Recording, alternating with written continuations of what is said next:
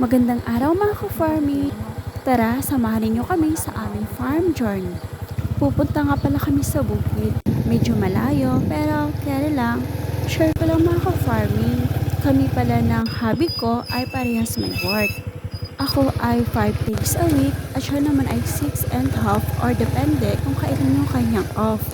Kaya kapag walang pasok or holiday o kaya naman ay nagkataon na long weekend, nilalaanan talaga namin ng time na pumunta sa bukid para maglinis at magtanim.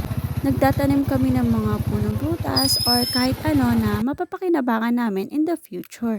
Alam niyo naman kasi mga ka-farming na ang hirap ng buhay. Oo, totoo. Lalo na kung wala kayong ibang source of income.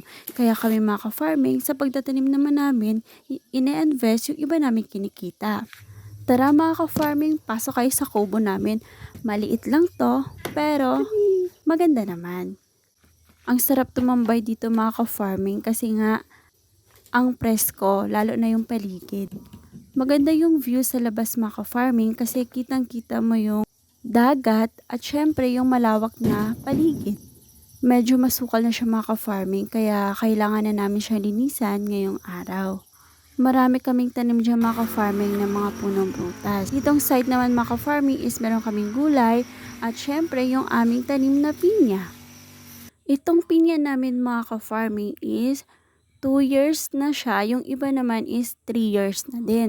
Syempre ka-farming, kailangan naman natin silang alagaan para mas lalo pa silang lumaki, tumaba, at makapamunga ng marami syempre. Kasi alam niyo yun mga ka-farming, ang sarap kaya sa feelings na makita mo yung mga alaga nyong nag-grow, lalo na kung meron ng bunga.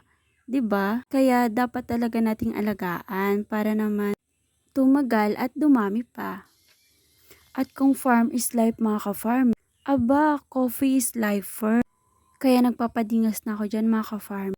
At dahil nasa bundok tayo, hindi na natin kailangan ng uling or ano pang kalan dyan. Kahoy-kahoy lang ito mga ka-farming. Kasi marami naman tayong makuhang panggatong dyan sa paligid. Hinipan ko muna kasi parang ayaw dumi.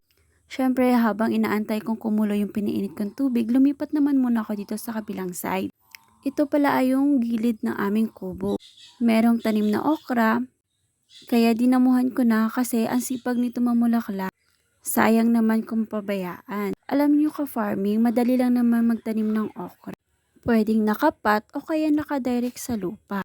Kaya kami ka-farming, meron talaga kaming tanim na okra, talong, sili, at iba pang gulay. Kasi yan nga, mabilis lang naman siyang buhay. Bukod sa matutuwa ka sa bunga, makakatipid ka. At dahil kumulo na yung pinainit kong tubig, syempre magtitimpla na ako ng kape. Black coffee lang ito ka-farming, hindi naman kasi uso dito yung 3-in-1.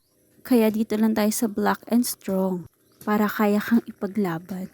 Charis, sana all pinaglalaban. Isa talaga to sa masarap na moment pag andito ka sa bukid, yung pagkakape. Bago, fresh ang hangin, maganda ang tanawin.